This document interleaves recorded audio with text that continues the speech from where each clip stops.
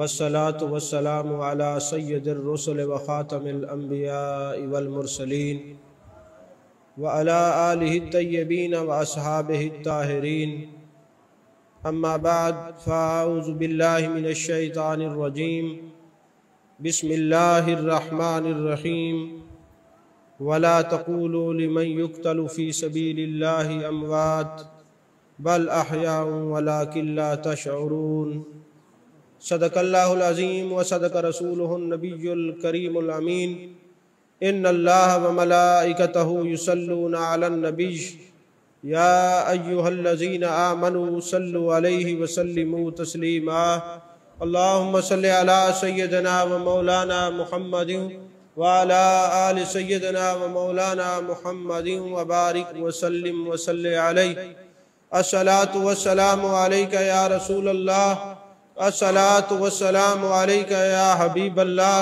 الصلاة والسلام عليك يا نبي الله الصلاة والسلام عليك يا خير خلق الله۔ تمام تعریفیں اللہ تبارک و تعالیٰ کے لیے ہیں جو خالق کائنات بھی ہے، مالک شش جہات بھی، جو احد بھی ہے، صمد بھی ہے، جس کی شان لم یلد بھی ہے ولم یولد بھی۔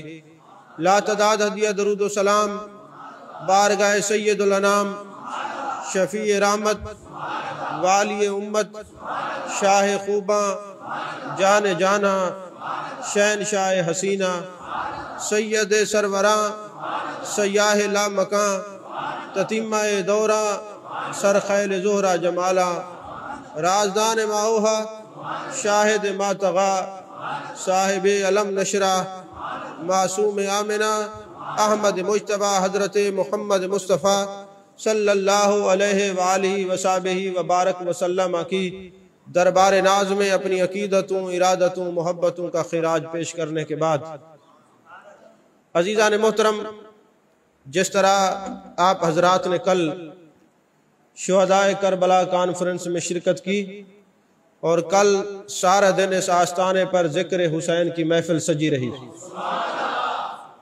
آج جمعے پر بھی آپ نے ذکر حسین علیہ السلام سماعت فرمایا۔ یقیناً خوش قسمت وہ لوگ ہیں جن کو کل حضرت امام عالی مقام نے اپنے ذکر میں بلایا تھا۔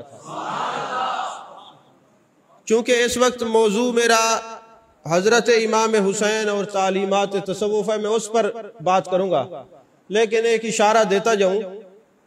اللہ فرماتا ہے وَلَا تَقُولُوا لِمَنْ يُقْتَلُ فِي سَبِيلِ اللَّهِ أَمْوَاتٌ بَلْ أَحْيَاءٌ وَلَكِنْ لَا تَشْعُرُونَ، جو اللہ کے راستے میں قتل ہو جاتے ہیں، شہید ہو جاتے ہیں، بل احیاء، وہ زندہ ہیں، وَلَكِنْ لَا تَشْعُرُونَ، تمہیں شعور نہیں۔ سوال یہ پیدا ہوتا ہے شہید زندہ ہیں تو نظر کیوں نہیں آتے؟ کدھر رہتے ہیں؟ قرآن جواب دیتا ہے اللہ کے پاس ہوتے ہیں۔ اگر یہ اللہ کے پاس ہوتے ہیں پھر اللہ کس کے پاس ہوتا ہے؟ تو ظاہر سی بات ہے یہ اسی کو اپنے پاس بلاتے ہیں جن کو ان کا پاس ہوتا ہے، جن کو ان کا پاس نہیں ہوتا یہ اپنے پاس بھی نہیں آنے دیتے، ورنہ کل آپ نے دیکھا آج جو لوگ ہیں یہ کل نہیں تھے، قریب رہتے ہوئے، ساتھ رہتے ہوئے، ساتھ ایک محلے میں رہتے ہوئے نہیں آ سکے۔ میں نے کہا کیوں نہیں آ سکے؟ کہا پاس نہیں ہے۔ پاس والوں کا پاس رکھا جاتا ہے۔ نہیں سمجھ آئی بات آپ کو؟ تو جو بہر سے ہیں ان سے تو میرا گلہ ہی نہیں، وہ تو ظاہر ہے کل سواری کا مسئلہ تھا، آنے کا پرابلم تھے، نہیں آ سکے، لیکن جو یہاں رہتے ہوئے نہیں آ سکے ان سے میرا گلہ بھی ضرور ہے، اور مجھے یہ بھی پتا چلا ہے کہ ان کا پاس نہیں ہے۔ اگر پاس ہوتا تو وہ بھی پاس رکھتے پاس والوں کا۔ تو دوستو یہ بڑی نعمتیں ہیں۔ میرے آقا علیہ السلام نے فرمایا لوگو، بخاری شریف میں حدیث ہے، جب تم کہیں جنت کے باغات میں جایا کرو تو خوب کھایا پیا کرو۔ یا رسول اللہ صلی اللہ علیہ وسلم جنت کے باغات دنیا میں؟ میرے آقا نے فرمایا ہاں دنیا میں۔ یا رسول اللہ صلی اللہ علیہ وسلم جنت کے باغات دنیا میں کیسے آگئے؟ فرمایا یہ جو ذکر کے حلقے ہیں یہ جنت کے باغات تو ہیں، جو ذکر کے حلقات میں جاتا ہے، وہ جنت کے باغات میں جاتا ہے۔ یا رسول اللہ صلی اللہ علیہ وسلم ہماری آنکھیں تو حلقہ دیکھ رہی ہیں، آپ فرماتے جنت کے باغ۔ فرمایا تمہاری آنکھ وسیلہ ہے، وسیلہ ہوتی تو وہ وسیلہ افضل نہیں تھا، میری زبان وسیلہ ہے، میں نے جو کہہ دیا یہ جنت کے باغات ہیں۔ تو جنت کے باغات میں جنتی آیا کرتے ہیں، نہیں سمجھ آئی بات آپ؟ جنت کے باغات میں اور ان حلقات میں وہی لوگ آتے ہیں جو جنت والے ہوتے ہیں، کیونکہ یہ ہیں بھی جنت کے باغات نا۔ میں نہیں کہہ رہا، محبوب علیہ الصلوۃ والسلام فرما رہے ہیں کہ یہ جو ذکر کے حلقات ہیں وہ جنت کے باغات ہیں۔ بہرحال کچھ مجبوریاں ایسی ہوتی ہیں کہ اس لائیو ساری دنیا سن رہی ہوتی ہے، کہنا تو بہت کچھ چاہتے ہیں، کہہ نہیں سکتے۔ سمجھنے والے سمجھ جائے میری بات کو، لاکھ ڈالے پردے تیری تصویر پہ، لیکن پہچاننے والے پھر بھی تجھے پہچان گئے۔ تو دوستو، جب یہ ٹاپک سوشل میڈیا پر آیا، امام حسین علیہ السلام اور تعلیمات تصوف، تو بڑے بڑے علماء نے، بڑے بڑے صوفیاء نے، بڑے بڑے گدی نشینوں نے مجھ سے رابطہ کر کے خوشی کا اظہار فرمایا اور مبارکباد دی، اور حیرت کا بھی اظہار فرمایا کہ جناب تعلیمات تصوف، میں نے کہا تمہاری حیرت یہ بتا رہی ہے کہ تمہیں پتہ ہی نہیں کہ سب سے بڑے صوفی ہیں حضرت امام حسین علیہ السلام۔ بھائی دیکھیں، میں آپ کو دلیل پیش کرتا ہوں۔ کائنات میں داتا علی حجویری رحمت اللہ علیہ نے کشف المحجوب میں یہ بات لکھی، فرمایا شریعت، طریقت، حقیقت اور معرفت علوم ہے۔ جب زکوٰۃ کا ہم نصاب بناتے ہیں تو شریعت والے 100 روپے میں سے 2.5 روپے زکوٰۃ دیتے ہیں، طریقت والے نصف دیتے ہیں، حقیقت اور معرفت والے سب کچھ لٹا دیتے ہیں۔ اگر کوئی بندہ کہے یار ہمیں تو یہ بات سمجھ نہیں آئی، میں نے کہا تم قرآن و حدیث کا مطالعہ کرو تو تمہیں شریعت، طریقت، حقیقت و معرفت کے علوم سمجھ آ جائیں گے۔ بھائی کیسے سمجھ آئیں گے؟ شریعت والے جب محبوب نے فرمایا آج ضرورت ہے تو اپنے حیثیت کے مطابق مال دے رہے تھے، طریقت والے فاروق اعظم گھر کا آدھا مال لائے تھے، اور حقیقت و معرفت والے صدیق اکبر سب کچھ لائے تھے۔ انہوں نے مال دیا، وہ صدیق اکبر رضی اللہ تعالیٰ عنہ سب کچھ لائے بارگاہ رسالت مآب صلی اللہ علیہ وسلم میں۔ تو آج جو زکوٰۃ دیتے ہوئے پریشان ہوتے کہ یار ہم 1,00,000 روپے کی 2,500 زکوٰۃ کیسے دیں؟ میں نے کہا تم ایک نکتہ سمجھ لو تو تمہیں تکلیف نہیں ہوگی۔ پہلے یہ سمجھو تمہیں 1,00,000 روپیہ دیا کس نے ہے؟ تو 1,00,000 جس مالک نے دیا ہے تم نے اسی کے دیے ہوئے میں سے 2,500 روپیہ دینا ہے۔ 100 جس نے دیا ہے وہ تمہیں جناب والا اس میں سے تم نے 2.5 روپے دینے ہیں۔ تو یار تم کیوں نہیں سوچتے کہ وہ مالک اس کا حوصلہ دیکھے، اس کی کرم نوازی دیکھے، وہ تمہیں 100 روپیہ دے کے نہیں پریشان ہوا، تم اس کو 2.5 روپے دے کے پریشان ہو رہے ہو۔ بات سمجھ میں آ رہی ہے کہ نہیں آ رہی؟ تصوف عقیدے پر چوکیدارے کا نام ہے۔ تو زکوٰۃ دیتے ہوئے جن کے ہاتھ لرزتے ہیں کہ پیسے دے رہے ہیں، ان کو یہ پتا ہونا چاہیے کہ اگر وہ 1,00,000 روپیہ نہ دیتا تو تم 2,500 کہاں سے دیتے؟ تو سب کچھ تو انہوں نے دیا۔ ارے صدیق اکبر رضی اللہ تعالیٰ عنہ نے اپنے گھر کا سارا سامان، سارا مال محبوب کی نظر کیا۔ بات کو سمجھیے، جملے کو توجہ میری طرف رکھنی ہے۔ محبوب کی بارگاہ میں سب کچھ صدیق اکبر نے نظر کیا۔ جب صدیق اکبر نے نظر کیا پھر محبوب نے ایسی نظر ڈالی اور ایسا اپنے رنگ میں رنگا کہ جب آپ مدینے تشریف لائے پتہ نہیں چلتا تھا ان میں صدیق کون ہے، ان میں نبی کون ہے۔ جب صدیق اکبر رضی اللہ تعالیٰ عنہ نے دیکھا لوگ پریشان ہو رہے ہیں ان دونوں میں صدیق کون ہے، ان میں نبی کون ہے، تو آپ نے اپنی چادر، اپنا جو امامہ شریف تھا وہ اتارا اور محبوب کے سر پہ سایہ کر دیا تاکہ پتہ چل سکے ان میں آقا کون ہے، غلام کون ہے، نبی کون ہے، صدیق کون ہے۔ ورنہ وہ محبوب نے ایسی نظر ڈالی تھی کہ اپنے رنگ میں رنگ دیا، دیکھنے والوں کو پتہ نہیں چلتا تھا نبی کون ہے اور صدیق کون ہے۔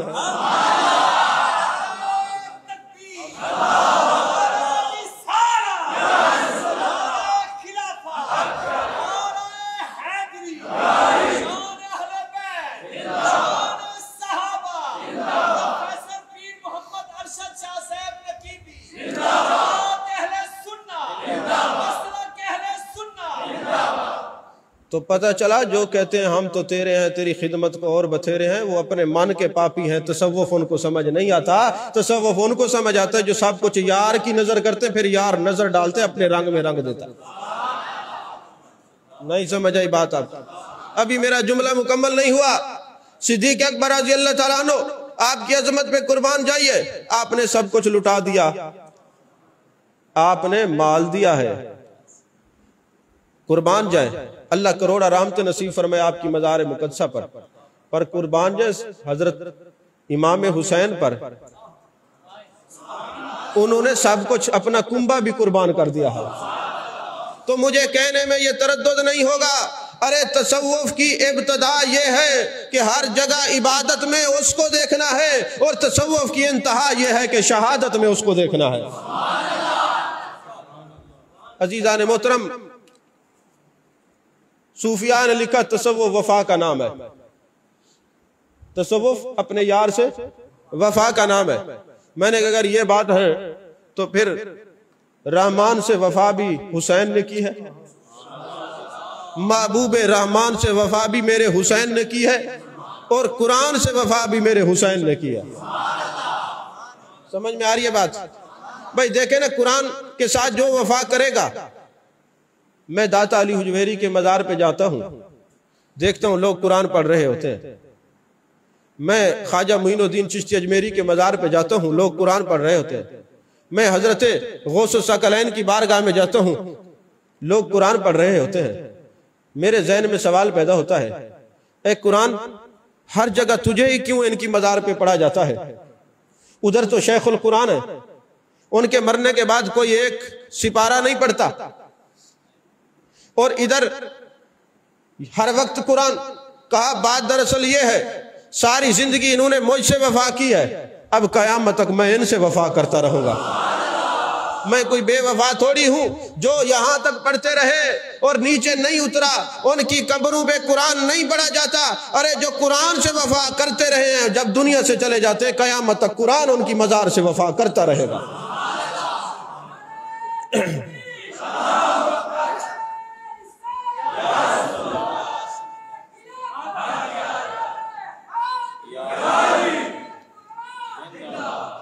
تو عزیزان محترم، اگر زندگی اور موت کے فلسفے کو دیکھا جائے، قرآن یہ بتا زندگی تو کس کو کہتا ہے؟ فرمایا وَلَا تَقُولُوا لِمَنْ يُقْتَلُ فِي سَبِيلِ اللَّهِ أَمْوَاتٌ بَلْ أَحْيَاءٌ وَلَٰكِن لَّا تَشْعُرُونَ۔ جو اللہ کے راستے میں شہید ہو گیا، بَلْ أَحْيَاءٌ وہ زندہ ہے، وَلَٰكِن لَّا تَشْعُرُونَ تم بے شعور ہو، تمہیں شعور نہیں ہے، وہ زندہ ہے۔ خیال پیدا ہوتا ہے وہ زندہ ہے تو ہمیں تو زندگی کا پتہ نہیں چلتا۔ کہا تمہیں پتہ چلے نہ چلے، تم میرے فرمان پر اور محبوب کی زبان پر یقین کرو۔ اور پھر ایک کربل کا میدان سجایا گیا، اور حضرت امام حسین کو دلہا بنایا گیا، اور کائنات کو یہ بتایا گیا کہ اگر تم نے شہید کی زندگی دیکھنی ہو تو فلسفہ حسین کو پڑھا کرو۔ ارے جن کا جسم، جن کا سر تن سے جدا ہو چکا ہے، مگر نیزے کی نوک پر قرآن پڑھا رہے ہیں، تو اگر کسی بندے نے وَلَا تَقُولُوا لِمَنْ يُقْتَلُ فِي سَبِيلِ اللَّهِ أَمْوَاتٌ بَلْ أَحْيَاءٌ وَلَٰكِن لَّا تَشْعُرُونَ کی عملی تفسیر اور عملی تصویر دیکھنی ہو تو میرے حسین کو دیکھیں۔ اس طرح نہیں، زور سے سبحان اللہ کہے۔ وہ جھوٹے جب بولتے ہیں تو وہ نیچے سارے جھوٹے زور زور سے سبحان اللہ کہتے ہیں، اور جو سچوں کی مجلس اور وہاں تمہاری زبان ہی نہیں۔ اور پھر تم کیسے حسینی ہو کہ وہ تو نیزے کی نوک پہ خدا کا ذکر کریں اور تم زمین پہ بیٹھ کے زبان سے سبحان اللہ نہیں کہہ سکتے؟ ایسے بولا کریں پتہ چلے۔ تو فرمایا کہ اگر کسی نے اس آیت کی عملی تفسیر دیکھنی ہو، عملی تصویر دیکھنی ہو، تو میرے حسین کو دیکھے کہ وہ نیزے کی نوک پر قرآن پاک کی تلاوت فرما رہے ہیں۔ تو ابھی بات ختم نہیں ہوئی، تو کہا قرآن زندگی کیا ہے؟ فرمایا تم دیکھو اس کے ٹکڑے ہو گئے، اس کا جو جسم ہے، سر جو ہے تن سے جدا ہو چکا ہے، مگر ہے زندہ۔ تو زندگی ملی کیسے ہے؟ کہا اس نے اپنے نبی سے وفا کی ہے، اس نے وفا کی ہے، اور وفا پہ ایسا ثابت قدم رہا، جان دے دی ہے، مگر وفا کا دامن نہیں چھوڑا تو پتہ چلا کہ مجھے سادہ ترجمہ کرنے میں کوئی تردد نہیں. ارے تم نے زندگی کا فلسفہ پڑھنا ہو تو زندگی وفائے مصطفیٰ صلی اللہ علیہ وسلم کا نام ہے. تو پھر موت کس کو کہتے ہیں؟ کہا انک لا تسمع الموتى، محبوب جو آپ کی بات کو سنتا نہیں وہ مردہ ہے. محبوب جو آپ کی بات کو سنتا نہیں وہ مردہ ہے. ترجمہ کیا بنتا ہے؟ زندگی کا فلسفہ ہے وفائے مصطفیٰ، وفاداری مصطفیٰ کو زندگی کہتے ہیں، اور غداری جو ہے جو محبوب سے کرے اس کو موت کہتے ہیں. موت غداری کا نام ہے، زندگی وفاداری کا نام ہے. ارے جو نبی کا وفادار ہے اس جہان میں رہے تب بھی زندہ ہے، قبر میں چلا جائے جب بھی زندہ ہے. اور جو غدار ہے وہ زندہ رہے تب بھی مردہ ہے، قبر میں چلا جائے جب بھی مردہ ہے. سبحان اللہ. توارے سنن تو سبحان اللہ. تو پتہ چلا کہ اگر وفا تصوف وفا کا نام ہے تو خدا کی قسم جو حضرت امام حسین نے وفا کی ہے کائنات میں کوئی وفا کرے گا. تصوف کی ابتدا میرے صدیق اکبر نے کی تھی، تصوف کی انتہا میرے امام حسین نے کی ہے. صدیق اکبر بھی کائنات کے امام الاصفیاء ہیں اور حضرت امام حسین بھی امام الاصفیاء ہیں. عزیزان محترم، کہا لا یملک شیئا حتی نفسہ. تصوف کس کو کہتے ہیں؟ کہا جس نے صوفی دیکھنا ہو نا، تصوف کی تعریف علی حجویری رحمت اللہ علیہ فرماتے ہیں لا یملک شیئا حتی نفسہ. کامل مرید وہ ہوتا ہے المرید لا یرید، جس کا اپنا ارادہ نہ ہو. کامل صوفی وہ ہوتا ہے کہ جو اپنا آپ بھی اپنا نہ سمجھے، لا یملک شیئا، اپنا کچھ بھی نہ سمجھے، حتی نفسہ، حتیٰ کہ اپنی جان کو بھی اپنا نہ سمجھے، اپنے یار کا سمجھے. اگر اس کی بھی عملی تفسیر دیکھنی ہو تو امام حسین کو دیکھو، اپنی جان بھی دے دی، پورا کنبہ شہید کروا کے نیزے کی نوک پہ قرآن سنا رہے ہیں.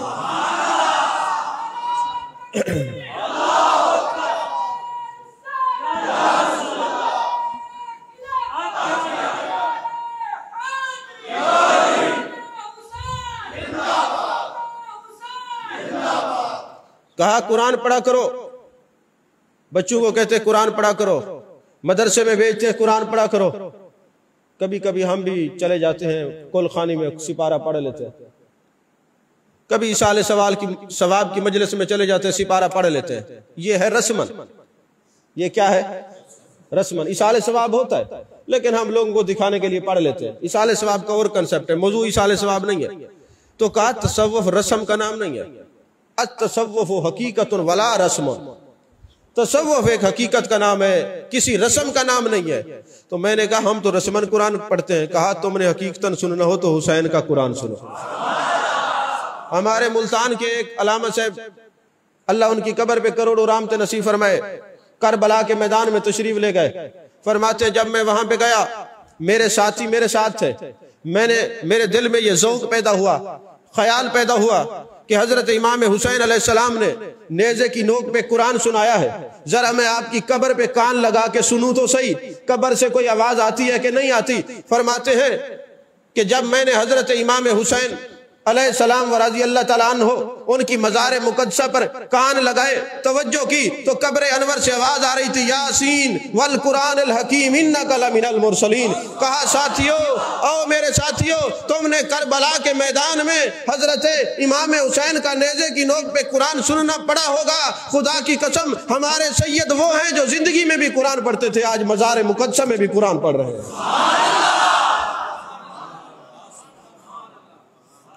اپنی مزار مقدسہ میں بھی قرآن پڑھ رہے ہیں. آج تک قبر انور کی آواز، قبر انور سے آواز قرآن کی آ رہی ہے. تو عزیزان محترم، تو فرمایا قرآن ہم تو رسمن پڑھتے ہیں، اور حقیقتاً قرآن پڑھنا ہو اور سمجھنا ہو اور قرآن کی تصویر دیکھنی ہو تو امام حسین کو دیکھو. تبھی کسی وہ فنا کا مجھے شعر یاد آتا ہے کہ یہ راز سمجھ میں نہ آیا نہ مسجد میں نہ مندر میں. یہ راز سمجھ میں نہ آیا نہ مسجد میں نہ مندر میں، اس عشق انوکھے گوہر کی سردار شناخت ہوتی ہے. یہ علم شریعت ہے واعظ، جس نے بھی پڑھا اسے سند ملی، آیا جو عشق کے مکتب میں مشکل سے اجازت ہوتی ہے. آیا جو عشق کے مکتب میں مشکل سے اجازت ہوتی ہے. اور حضرت امام حسین جب کربلا کے میدان میں شہید ہوتے ہیں نا تو آپ جو دعا کرتے ہیں اس کا ترجمہ ایک شاعر نے اپنے اشعار میں کیا ہے. آپ نے کہا میرے مالک تو اب راضی ہے کہ نہیں ہے؟ میرے مالک تو راضی ہے کہ نہیں ہے؟ سب کچھ میں نے تیری نام پہ لٹا دیا ہے، خاندان بھی، قبیلہ بھی، عزیز و اقربا بھی، رشتہ دار بھی، دوست بھی، محبین بھی، مخلصین بھی، تو راضی ہے کہ نہیں ہے؟ تو گویا آپ فرما رہے تھے ذرے کو بحر قطرے کو دریا بنا دیا. توجہ ہے ممتاز صاحب آپ کی. ذرے کو بحر قطرے کو دریا بنا دیا، تیرے کرم سے، تیرے کرم نے مجھ کو کیا سے کیا بنا دیا. ارے سر جو میں نے دیا تو یہ تیری ہی تھی عطا، شرمندگی تو یہ ہے کہ میں نے کیا کیا. نہیں سمجھ آئی بات آپ کو؟ سمجھ آتی تو اس طرح نہ بولتے. آپ کو سمجھ ہی نہیں آئی میں نے کیا کہا. شرمندگی تو یہ ہے کہ میں نے کیا کیا. ارے میرے یار نے مجھے سر دیا تھا، آج میں نے سر اپنے یار پر نذرانہ کر دیا ہے، آج سر میں نے اپنے یار پہ لوٹا دیا ہے. تو عزیزان محترم، تصوف کی ابتدا اس حدیث سے ہے ان تعبد اللہ کانک تراہ فإن لم تکن تراہ فإنہ یراک. اللہ کی عبادت ایسے کرو گویا تم اس کو دیکھ رہے ہو. کلمہ پڑھو اس کو دیکھو، ذکر کرو اس کو دیکھو، نماز پڑھو اس کو دیکھو، زکوٰۃ دو اس کو دیکھو، حج ادا کرو اس کو دیکھو، عرفات میں جاؤ اس کو دیکھو، مینا میں جاؤ اس کو دیکھو، مزدلفہ میں جاؤ اس کو دیکھو، تم قبلہ کے پاس جاؤ اس کو دیکھو. ہر جگہ تم نے اس کو دیکھنا ہے. میں نے کہا حسین تیری عظمت پہ قربان جائیے، ہم تو نماز میں دیکھتے نہیں ہیں اور تو نے تو نیزے کی نوک پہ اس کو دیکھا ہے. ہم زکوٰۃ میں دیکھتے نہیں ہیں، ہم مینا عرفات میں دیکھتے نہیں ہیں، ہم مزدلفہ میں دیکھتے نہیں ہیں. ہم تو پڑھتے ہیں. اگر عملی تفسیر ہم نے پڑھی ہے تو حسین ہم تیرے شاگرد ہیں. دنیا میں جاتے ہوئے آپ بتا کے گئے ہیں کہ اگر عملی تفسیر دیکھنی ہو تو میں نے نیزے کی نوک پہ قرآن پڑھ کے بتائے قرآن پڑھا کیسے جاتا ہے. سمجھ میں آئی ہے؟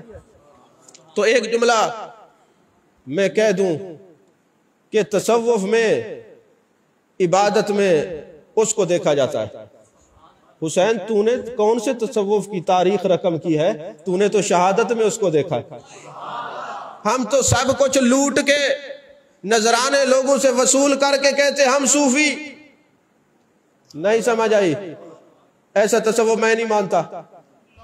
ایسے تصوف کو میں نہیں مانتا کہ جو اپنے مریدوں کے سامنے ہاتھ پھیلا کے بیٹھے ہوں، نذرانے لیتے ہوں. ارے ہم تو سب کچھ لوٹ کے کہیں صوفی. حسین تیرے تصوف پہ قربان جائیے، تو نے سب کچھ لٹا کے بتا دیا صوفی کیا ہوتے ہیں. تو نے سب کچھ لٹا کے بتا دیا صوفی کہتے کس کو ہے. یہ صوفی کا نام اتنا آسان نہیں ہے. اپنے نام کے ساتھ صوفی لکھنے والوں، تم تو اعتراض کے گند سے نہیں نکلے آج تک. تمہیں کیا پتا تصوف کیا ہوتا ہے؟ آؤ اس کی وادی میں تمہیں میں بتاؤں کہ تصوف کس کو کہتے ہیں. ہاں جی، تم تو شریعت کی بات کرتے ہو، یہاں تو مال بھی لٹائے جاتے ہیں اور جان بھی لٹائی جاتی ہے، پھر بھی پوچھا جاتا ہے صحیح راضی ہوئے کہ کوئی نہ. نہیں سمجھ آئی بات؟ اور تمہیں تو کسی کی نظر ہی نہیں پڑی. تمہیں کیا پتا تصوف کیا ہوتا ہے؟ تم شرم کیا کرو اپنے نام سے صوفی نہ ہٹا دو، مت لگایا کرو صوفی. صوفی وہ ہوتا ہے جس کا تعلق قرآن سے ہو، وہ جان بھی دے دے تب بھی ان کے لبوں پہ قرآن کی تلاوت جاری ہو. عزیزان محترم توجہ ہے آپ کی. تصوف سمجھ آ رہا ہے کہ نہیں آ رہا؟ بولیے سمجھ آ رہا ہے؟ زور سے کہے یا حسین. عزیزان محترم، حضرت قاضی ثناء اللہ پانی پتی تفسیر مزری رحمت اللہ علیہ میں وَلَا تَقُولُوا لِمَنْ يُقْتَلُ فِي سَبِيلِ اللَّهِ أَمْوَاتٌ بَلْ أَحْيَاءٌ وَلَٰكِن لَا تَشْعُرُونَ کی شرح میں یہ لکھتے ہیں، تفسیر میں لکھتے ہیں، فرمایا جو شہید ہو جاتا ہے اللہ تعالیٰ ان کو اجساد عطا فرماتا ہے، اپنے جسم مبارک عطا فرماتا ہے. شہید کو یہ زندگی دی جاتی ہے کہ وہ زمین پہ رہیں تب بھی رہ سکتے ہیں، وہ آسمان پہ چلے جائیں جب بھی جا سکتے ہیں، وہ جنت میں جانا چاہیں تب بھی ان کو اجازت ہوتی ہے، وہ دوستوں سے ملاقات کرنا چاہیں تب بھی اجازت ہوتی ہے، وہ دشمنوں کو قتل کرنا چاہیں تب بھی اجازت ہوتی ہے، وہ اپنے مریدوں اور دوستوں کے دشمنوں کو تباہ و برباد کرنا چاہیں تب بھی اجازت ہوتی ہے. یہ تفسیر مزری میں اسی آیت کے تحت قاضی ثناء اللہ پانی پتی نے لکھا ہے. اب میں جو بیان کرنے لگا ہوں یہ میں حوالہ نہیں دوں گا. اب یہ بڑے فون آئیں گے کہ جناب حوالہ بتائیں. میں نہیں بتا رہا، ابھی نہیں بتا رہا. جو عالم یہاں تشریف لائیں گے حوالہ بھی بتائیں گے، چائے بھی پلائیں گے. ہاں جی، ہم پڑھ کے تلاوت کرتے، کیسٹیں سن کے ہمیں نہیں مزہ آتا، نام سنتے، ہم پڑھتے ہیں. عزیزان محترم، قاضی ثناء اللہ پانی پتی رحمۃ اللہ علیہ کے پیر کا نام ہے حضرت خواجہ مرزا مظہر جان جانا. یہ نقش بندی سلسلے کے پیر ہیں، اور یہ ابھی ان کی میں ہسٹری نہیں بتاتا، بہرحال جو واقعہ وہ بتا دیتا ہوں. یہ جو قاضی ثناء اللہ پانی پتی ہے نا، انہوں نے جو تفسیر مظہری لکھی ہے، ان کو کیسے عظمت ملی؟ اپنے استاد اور آپ کے مرشد نے نا آپ کو ایک ٹوپی دی پرانی سی. جیسے خیر ہمارے پیر تو ماشاءاللہ لینے والے ہیں، اور حکم یہ ہے کہ تحفہ دیا بھی کرو لیا بھی کرو. ایسے تو کہا تو رجال کامل ہو گئے، یہاں تو لینے کے لیے بیٹھے. پاکستان کا مطلب کیا، جو کچھ لبے ڈیٹیج پا. ورنہ جو میں اصل صوفیہ ان کی بات کر رہا ہوں، وہ تحفے وصول بھی کرتے ہیں، ہدیہ دیتے بھی ہیں، ہدیہ لیتے بھی ہیں. ان کی میں وہ جو علماء صوفیہ ہیں ان کی بات کر رہا ہوں، لینے والوں کی بات نہیں. تو شیخ نے اپنے مرید کو ٹوپی پہنا دی. ٹوپی پرانی تھی اور زہر تیل سر پہ لگاتے تھے تو وہ میلی تھی. تو حضرت قاضی ثناء اللہ پانی پتی رحمۃ اللہ علیہ نے اپنے شیخ کی وہ جو دستار والی جو ٹوپی مبارک تھی نا، اس کو پانی سے دھویا اور دل نے کہا بھی اس کو نالی میں ڈال دو. پھر عشق نے گوارا نہیں کیا کہ میرے سر پہ، میرے یار کے سر پہ رکھی ہوئی تھی، اس کو نالی میں نہیں بہاتا. پھر دل نے کیا بھی اس کو دیوار پہ ڈال دیتا ہوں. کہا نہیں نہیں، یہ میرے مرشد نے سر پہ رکھی ہے. پی گئے. جی پانی کے پینا تھا تو قرآن کا بولنا تھا. الف لام میم کا معنی یہ ہے، الف لام میم صاد کا معنی یہ ہے، یاسین والقرآن الحکیم کا معنی یہ ہے. تو قرآن بولنا شروع ہوا. اب وہ قرآن کی تفسیر لکھتے لکھتے تفسیر جو لکھی اس کا نام تفسیر مظہری ہے. بڑی صوفیانہ عشق والوں کی تفسیر ہے. تصوف سیکھنا ہو تو تفسیر مظہری پڑھا کرو. تو وہ جو قاضی ثناء اللہ پانی پتی کے پیر ہے، مرزا جان جانا رحمت اللہ علیہ، نقش بندی سلسلے کے امام ہے. ایک بادشاہ وقت کا ایک چمچہ تھا، وزیر، جو رافضی تھا.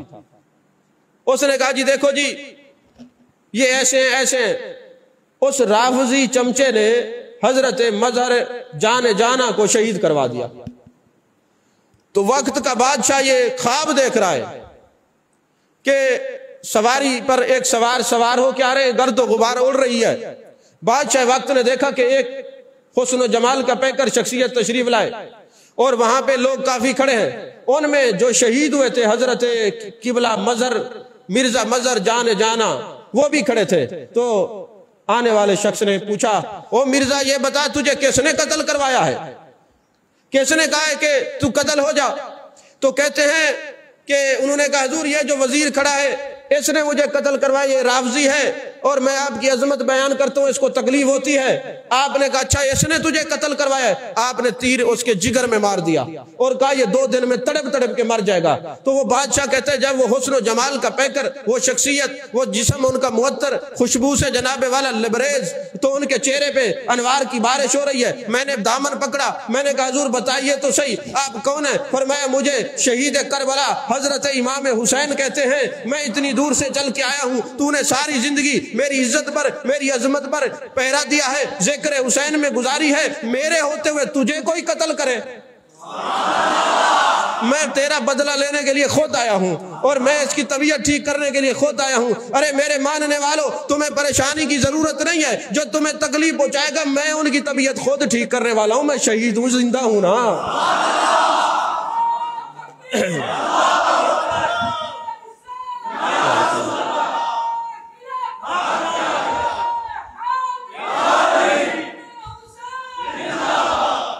میں زندہ ہوں نا، میں طبیعت سیٹ کرنے آیا ہوں.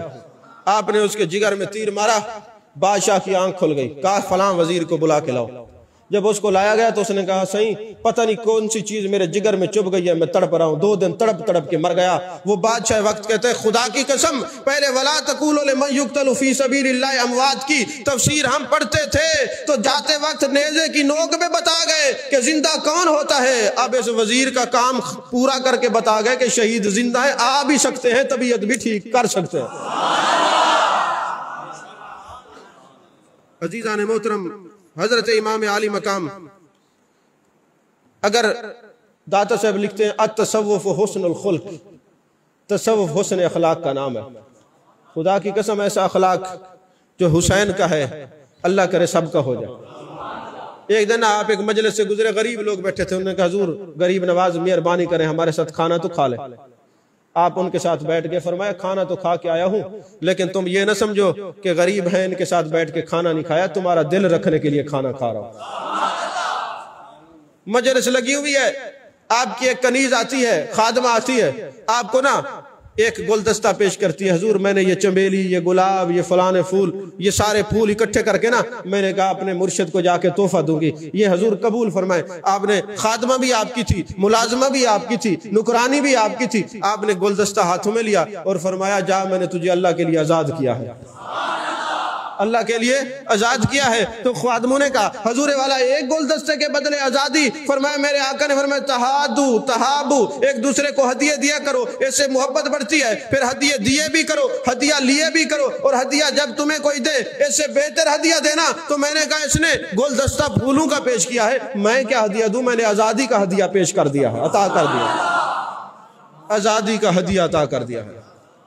عزیزان محترم، فرماتے حضرت امام زین العابدین فرماتے ہیں اگر تصوف خدمت خلق کا نام ہے تو خدا کی قسم میرے ابا جی کو پتہ چلتا حضرت امام حسین پاک کو کہ فلاں جگہ کوئی بیوہ ہے، فلاں جگہ مسکین ہے، فلاں جگہ یتامہ بیٹھے ہوئے ہیں، یتیم رہتے ہیں، تو آپ اپنے کندھوں پر بوری اٹھاتے اور وہاں پہ چھوڑ کے آتے۔ فرماتے میں نے اپنے ابا جی کو دیکھا ہے، خدا کی قسم جب قمیض اتارتے تھے تو زخموں کے اور سامان اٹھانے کے نشانات ہوتے تھے، ایسا ایثار خدمت خلق کا جذبہ میں نے کسی میں نہیں دیکھا جو حضرت امام حسین میں دیکھا ہے۔ اسی طرح اگر تصوف لوگوں کے کام آنے کا نام ہے، توجہ ہے، تھک گئے آپ، اگر تصوف لوگوں کے کام آنے کا نام ہے، جڑے ستے پہ نال والے پکڑ کے ہلاؤ چاہ ایوں جی مجلس سے سمن نہیں آئے جی۔ اکثر لوگ نا مجھے کہتے ہیں جی ہم آتے ہیں نا مجلس میں ہمیں نیند آ جاتی ہے، اسے کیا کروں، سکون دی جا ہوندی ہے نا، نیند آ میں کہ نا اتوارا یار ہاتھ پھریں دے مت تک گال پلے پائے ونجے سماؤ نہیں سمجھ۔ تو لہٰذا خیال کیا کریں، جو ساتھی ہمسایوں کا خیال کرنے کا حکم ہے کہ نہیں ہے بھائی، اتنا خیال کیا کرو کہ جب سو رہا ہو تو ان کو کہو یہ ذکر حسین کی، ذکر رسول کی، ذکر خدا کی مجلس لگی ہے، تو سو رہا ہے ذرا اٹھ کے بیٹھ، یہ اٹھا جگا دیا کرے ساتھ والوں کو، ویسے بھی تو ماشاءاللہ آپ سو ہی گئے ہیں۔ وہ ایک جملہ میں اکثر کہا کرتا ہوں، مجھے بڑی نا تکلیف ہوتی ہے جب میں بزرگوں کی کتابیں پڑھتا ہوں، بھئی حضور غوث پاک نے جی رمضان المبارک میں پیدائشی طور پہ روزہ رکھا، حضرت خواجہ قطب الدین 22 سپارے کے حافظ تھے، فلاں بندے حافظ تھے، فلاں حافظ تھے، فلاں حافظ تھے، فلاں عالم تھے پیدائشی۔ میں بڑا حیران ہوتا ہوں کہ آج ہماری ایک قوم کو کیا ہو گیا، اس وقت پیدائشی حافظ ہوتے تھے۔ جب میں نے غور کیا تو پتہ چلا آج میں کہتی ہیں یہ بچہ رو رہا ہے اس کو دودھ پلاؤ سو جائے، نہیں سمجھے، وہ میں دودھ پلاتی تھی، یہ حافظ بنے، عالم بنے، غازی بنے، نمازی بنے، پرہیزگار بنے، حافظ بنے، قاری بنے، اور یہ سلاتی ہیں اور پھر مجلس سے چی آ کے ستے پہنے، پتہ لگ میں کھیر کیڑا پیتی ودے ہوئے، نہیں سمجھ آئی۔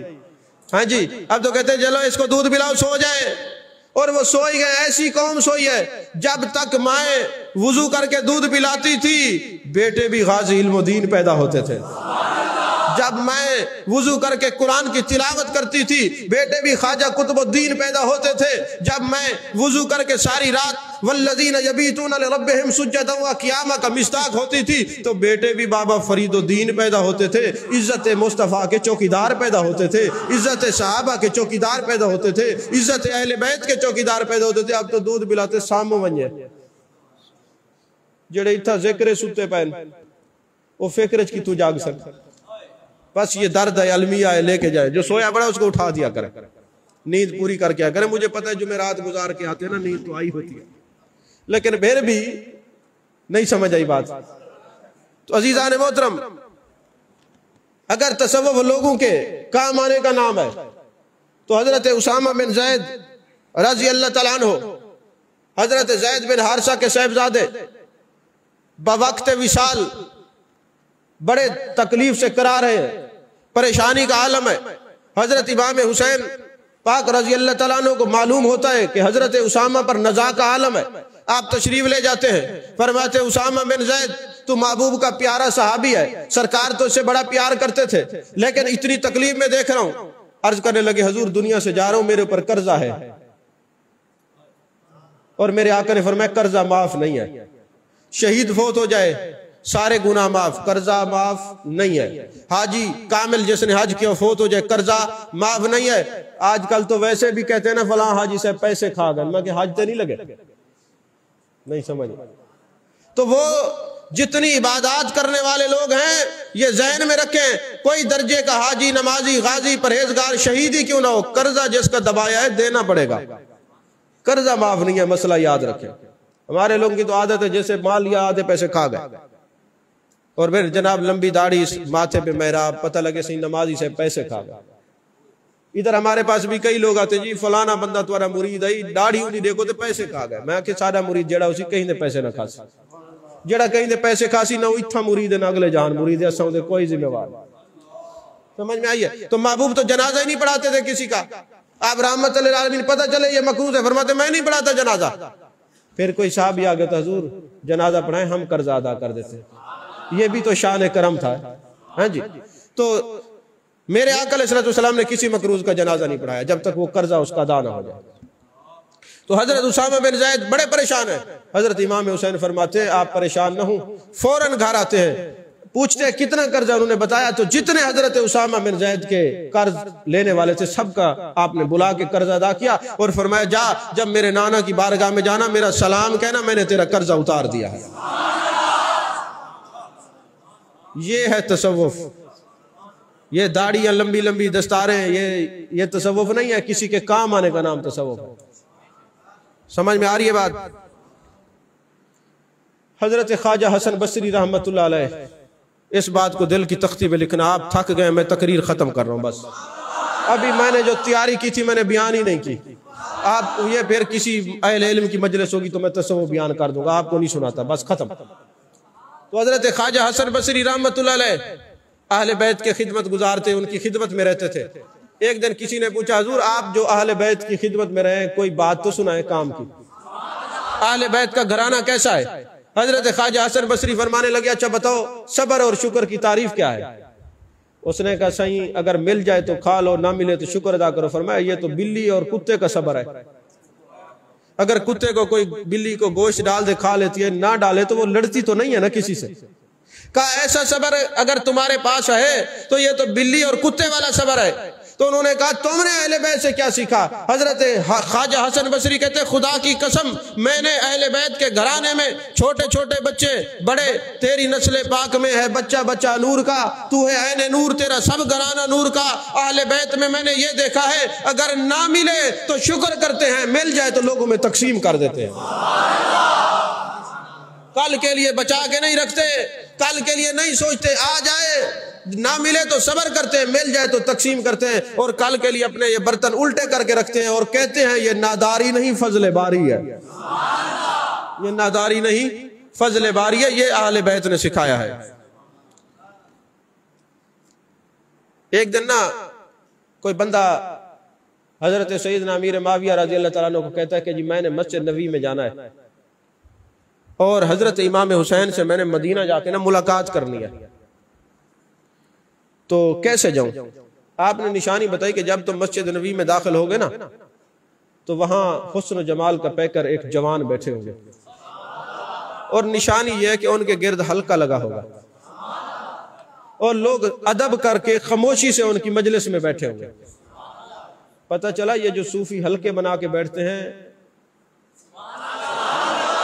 یہ آج سے نہیں بنے، یہ جو حلقے کی صورت میں بیٹھتے ہیں یہ آج سے نہیں بنے، یہ حضرت امام حسین آپ کے حلقات شام میں مصر میں اتنے مشہور تھے کہ نشانی دی جاتی تھی کہ اگر حضرت امام حسین پاک سے ملنا ہے تو وہ جہاں بیٹھے ہوں گے وہاں حلقہ ضرور لگا ہوا ہوگا۔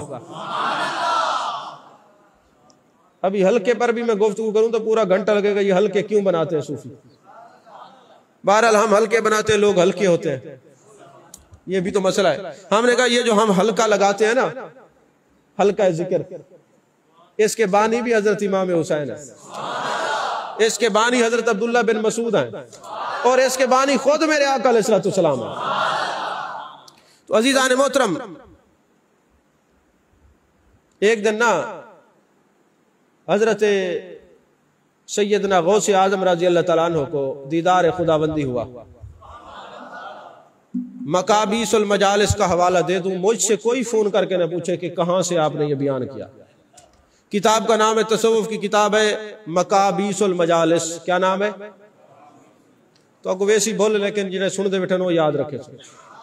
تو اس کتاب کے اندر یہ واقعہ لکھا ہوا ہے کہ دیدار حق ہوا تو یار نے پوچھا غوث اعظم شیخ عبد القادر جیلانی، تو میرا عاشق ہے یا میری معشوق ہے؟ بات عشق والوں کو سمجھ آئے گی۔ تو میرا عاشق ہے یا میرا معشوق ہے؟ اب خاموش ہو گئے، کوئی جواب نہ بن پڑا۔ سویرے بغداد کی گلیوں میں گھوم رہے تھے تو ایک بابا برتن کلی کر رہا تھا۔ جب برتن کلی کرنے والے بابے نے دیکھا اور کہا نام بہت بڑا ہے، لوگ غوث اعظم کہتے ہیں، لوگ قندیل نورانی کہتے ہیں، لوگ قطب ربانی کہتے ہیں، لوگ شیخ عبد القادر جیلانی کہتے ہیں، اور ایک چھوٹی سی بات کا جواب نہیں دے سکے۔ نہیں سمجھے بات آپ کو؟ وہ اپنے گھر میں ہے، یار پوچھتا ہے تو میرا عاشق ہے یا میری معشوق ہے، اور یہ بازار میں بابا برتن کلی کر رہا ہے، اس کا کوئی تعلق ہوگا نا؟ کوئی تعلق ہوگا نا، کوئی بات ہوگی نا۔ یہ پوچھ رہا ہے، آپ نے جب دیکھا فرمایا یہ تو کوئی عارف باللہ لگتا ہے، یہ تو کوئی اس مجلس والا لگتا ہے، یہ تو کوئی اللہ والا لگتا ہے۔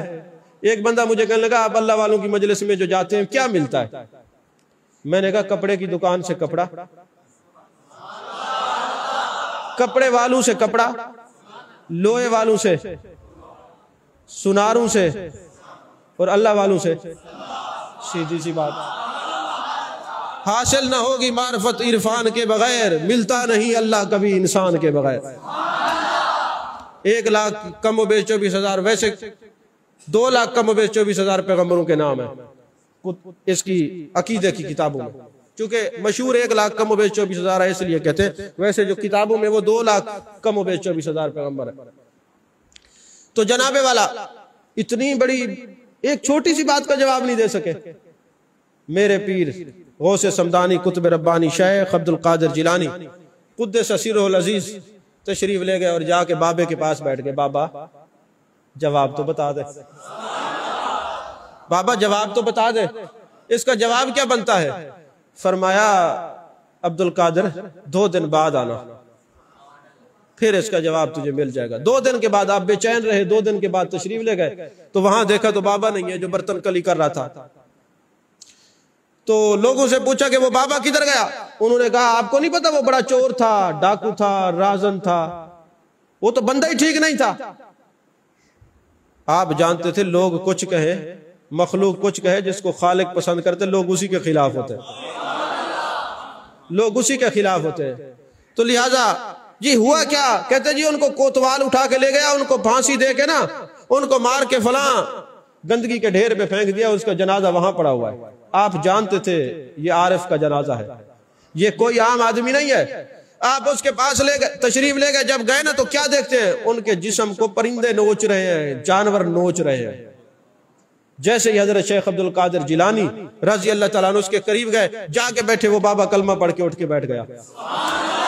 کون کہتا ہے مومن مر گئے؟ وہ تو قید سے چھوٹے اپنے گھر گئے۔ المومن لا یموتون، مومن مرتا نہیں ہے، وہ تو نقل مکانی کرتا ہے۔ نہیں سمجھ آئی آپ؟ انتقال کرتا ہے، انتقال۔ آپ کسی زمین لے کے اپنے انتقال کرتے زمین مر جاتی ہے، تو جب آپ کسی سے لے کر اپنا انتقال کراتے زمین نہیں مرتی، تو زمین ان کو بھی نہیں کھاتی جو انتقال کرتے۔ تو عزیزان محترم، بابا اٹھ کے بیٹھ گیا۔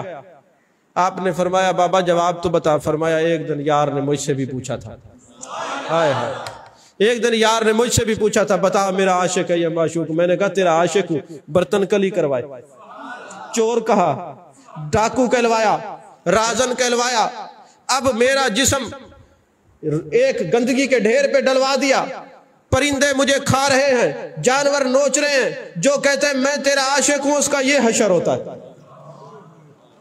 تو فرمانے لگے پھر کیا کہوں معشوق؟ کہتے نا نا نا نا بابا یہ نہ کہنا۔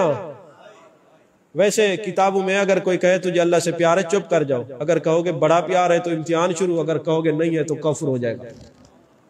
سمجھا کرو، عقیدے بھی پڑھے کرو قبلہ، ایسے نہیں ہے۔ میرے آقا نے فرمایا جو کہتے ہیں مجھے اللہ اور اس کے رسول سے بڑا پیار ہے، ایسے اس پر آزمائشیں آئیں گی جیسے پہاڑ سے پانی آتا ہے۔ ہم تو کہتے ہیں جی ہم تو میلاد 12 ربیع الاول کو منا لیتے ہیں، ہم بڑے عاشق. یہ عشق نہیں ہے. عشق دیکھنا ہے تو فلسفہ کربلا پڑھا کر. نہیں سمجھ آئی بات؟ تو فرمایا کیا کہوں معشوق؟ کہا نہیں یہ نہ کہنا. جو مقام محبوبیت اور معشوقیت پر فیض ہوتے ہیں ان کے لیے کربلا کا میدان سجتا ہے. پھر وہ خود بھی جان نہیں دیتے، سارے کنبے کی جانیں لوٹانی پڑتی، یہ ان کے معشوقوں کا مقام ہے. تو بابا پھر کیا کہوں؟ فرمایا جب یار پوچھے تو کہا کرو کہ سرے تسلیم خم ہے جو مزاج یار میں آئے. سرے تسلیم خم ہے جو مزاج یار میں آئے. جو مرضی ہے بنا دے. بنانے والے کو کون سی دیر لگتی ہے؟ نہیں سمجھ. تو پوچھا اس لیے جاتا ہے، پوچھنے والے پوچھتے اس لیے ہیں کہ دیکھیں تو صحیح یہ کہتا کیا ہے، اس کی چاہت کیسی ہے. کہیں موتی زنگ آلود برتن میں تو نہیں ڈالے جا رہے؟ برتن کا صاف ہونا بھی ضروری ہے. نہیں سمجھ آ رہی بات آپ کو؟ یہ موتی ہر برتن میں نہیں ڈالے جاتے، برتن کو صاف ہونا بھی ضروری ہے. پہلے یزکیہم وَيُعَلِّمُهُمُ الْكِتَابَ وَالْحِکْمَہ کا تڑکا لگایا جاتا ہے، نظر ڈالی جاتی ہے، پھر اس برتن کو صاف کیا جاتا ہے، برتن مزکہ مصفہ مجلہ ہو جاتا ہے. پھر یار نگاہ ڈال کے تصور کر کے جو کچھ کہتا جاتا ہے وہ اندر آتا جاتا ہے. نہیں سمجھ. اگر آج بھی تصوف سمجھ نہیں آتا تو آپ کو آ ہی نہیں سکتا. پھر میری بد دعا ہے آپ کبھی سمجھ ہی نہیں سکتے. عزیزان محترم، اب حضور کیا کہوں؟ فرمایا جب یار پوچھے تو فرماؤ سر تسلیم خم ہے جو مزاج یار میں آئے. تو پھر وہ چشم فلک نے دیکھا. غوث پاک فرماتے پھر لمحہ آیا، ہاتف غیبی سے آواز آئی، اے عبدالقادر بتاؤ تم میری عاشق ہو یا میری معشوق؟ عرض کی باری تعالیٰ جس حال میں رکھے، نہ ہجر اچھا نہ وصال اچھا، نہ ہجر اچھا نہ وصال اچھا، جس حال میں یار رکھے وہی حال اچھا.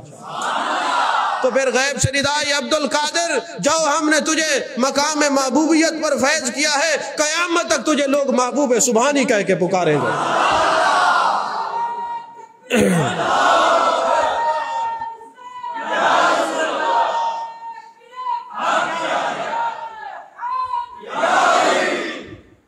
ایک سوال تو بتائیں، سارے علماء کافی بیٹھے ہیں، پڑھے لکھے حضرات ہیں، جدید سے ہزاروں لوگوں نے بیعت کر لی تھی، اگر حضرت امام حسین بیعت نہ کرتے تو کیا ہو جاتا اس کا کیا جاتا؟ پھر وہ کیوں کہتا تھا میری بیعت کرو بیعت کرو بیعت کرو؟ کبھی کبھار میرے ذہن میں یہ سوال آتا تھا، تو اس کے دو جوابات میرے ذہن میں آئے، اگر آپ کہیں تو آپ سے شیئر کر لوں. ایک تو جواب یہ ہے کہ جو یزید تھا وہ لعنتی تھا، یزید عورتوں کا رسیہ تھا، موسیقی کا دل دادا تھا. موسیقی وہ نہیں محفل سماع والی نہیں، یہ محفل سماع ہم تو اس کے عشق میں سنتے ہیں، یہ نہیں جو مجاز کے لیے سنتے ہیں ان کی بات کر رہا ہوں. حدود و قیود کو پامال کرنے والا تھا، ستیلی ماؤں کو بد نظری کے عالم میں دیکھنے والا تھا. ایسا اس کی جتنا میں جو ہے تنقیس کروں، کتابوں میں اتنا لکھی ہوئی ہے کہ میں اب کیا کہوں، آپ خود سمجھدار ہیں.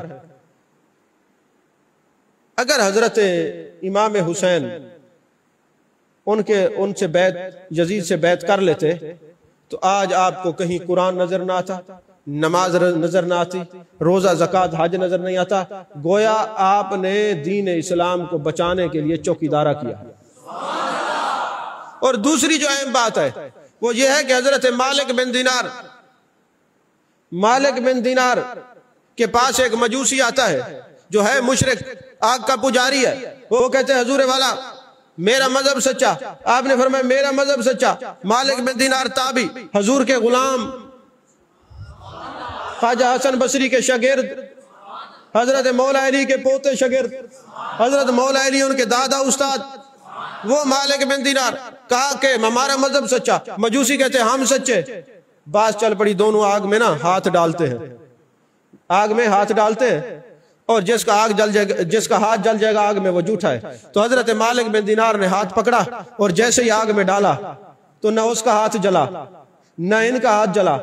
آپ سجدہ ریز ہوتے ہیں اور فرماتے ہیں میرے مالک میں تیرے نبی کا غلام، میں سچا، میرا نبی سچا، میرا دین سچا، لیکن اس کا ہاتھ کیوں نہیں جلا؟ ہاتف غیبی سے آواز آئی، مالک بن دینار اس کا ہاتھ تیرے ہاتھ میں تھا. نہیں سمجھ آئی بات؟ اس کا ہاتھ تیرے ہاتھ میں تھا، اگر اس کا ہاتھ تیرے ہاتھ سے جدا ہوتا تو بچتا نہ، جل جاتا۔ میں نے کہا ہمارے اعمال اس درجے کے نہیں، ہم اللہ والوں کے ہاتھوں میں ہاتھ دیتے ہیں کہ ہم آگ سے بچ جائیں۔ تو وہ تھا تو جیسا بھی، لیکن وہ بچنا چاہتا تھا، لیکن آپ نے فرمایا بچ نہیں سکتا۔ حدود و قیود کو پامال کرے اور پھر کہے میرے نانا کا غلام ہے، ہو نہیں سکتا۔ ہم جان دے دیں گے مگر عزت دین پر کوئی حرف نہیں آنے دیں گے۔ عزیزان محترم، ایک اور بات عرض کر کے گفتگو ختم کر رہا ہوں۔ ہم جو ذکر حسین کرتے ہیں اور ذکر اہل بیت کرتے ہیں، اس لیے کرتے ہیں کہ ان کے دامن میں رہتے ہیں نا، توجہ ہے آپ کی، ان کے دامن میں رہتے ہیں، ان کے منگتے ہیں نا، ان کے گدا ہیں، ان کے دامن سے وابستہ ہیں، ایسا ہے کہ نہیں ہے؟ حضرت شیخ شہاب الدین سہروردی رحمۃ اللہ علیہ کہیں جا رہے تھے تو راستہ تنگ تھا، ایک ایسا عیبی گناہگار، اس وقت بھی وہ شراب کے اندر دھوت تھا، لیکن جیسے ہی اس نے شیخ شہاب الدین سہروردی رحمۃ اللہ علیہ کو دیکھا، دیوار کے ساتھ چپک گیا کہ آپ کو تکلیف نہ ہو، تو آپ نے پیراہن پہنا ہوا تھا، کھلا کرتا، اور وہ شرابی کے جسم سے مس ہو گیا، جسم سے مس ہو گیا۔ اب وہ شرابی جب مرتا ہے، یہ ملفوظات خواجہ سلیمان توسوی کے اندر میں نے یہ بات پڑھی ہے، حوالہ دے دوں، وہ کتابیں پڑھیں، کوئی بات کرنی ہے ان سے کریں، توسہ شریف جا کے بات کریں مزار مقدسہ پر۔ تو ایک اللہ والے نے اس شرابی کی قبر پہ مراقبہ کیا، پوچھا بتا تیرا کیا حال ہوا؟ اس نے کہا میں گناہگار تھا، عاصی تھا، پاپی تھا، لیکن جب قبر میں فرشتے آئے، من ربوں کا، ما دینوں کا، ما کنت تقول فی ھذا الرجل، پوچھا تو حضرت شیخ شہاب الدین سہروردی کی روح مقدسہ آئی، فرمایا فرشتوں اس کو چھوڑ دو۔ انہوں نے کہا نہ آپ کا یہ مرید، نہ آپ کا شاگرد، نہ آپ کے ہاتھ میں ہاتھ دیا، نہ آپ کی مجلس میں بیٹھا۔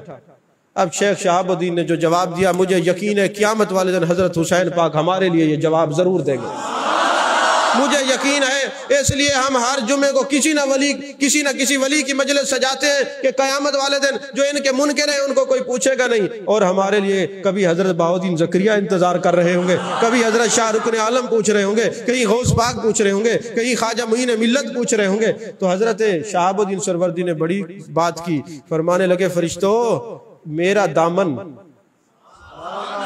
اس کے جسم سے ٹکرایا تھا، آج جب وقت ہے تو میں دامن بچا لوں۔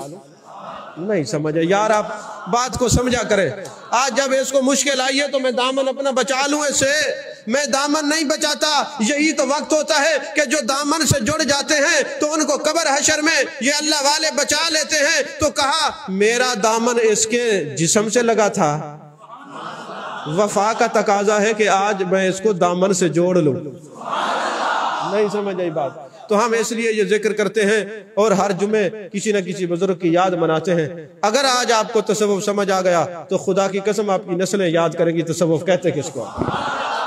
اور میرے جو دوست علماء مجھے فیس بک پہ، یوٹیوب پہ سن رہے ہیں، میں ان کا بھی شکر گزار ہوں کہ ان کو یہ پتہ ہونا چاہیے کہ یہ حیران ہونے کی ضرورت نہیں ہے کہ جی تعلیمات تصوف اور حضرت امام حسین تو اس کا معنی ہے آپ تو خود رستہ کھو رہے ہیں کہ یہ تصوف تو آج کی چیز ہے۔ نہیں نہیں نہیں، تصوف ہم نے صدیق اکبر سے لے کر آج تک اپنے مرشد تک سب سے سیکھا ہے۔ تو اللہ تبارک و تعالی ہم سب کو محبوب علیہ الصلوۃ والسلام کی محبت نصیب فرمائے۔ وآخر دعوانا ان الحمد للہ رب العالمین۔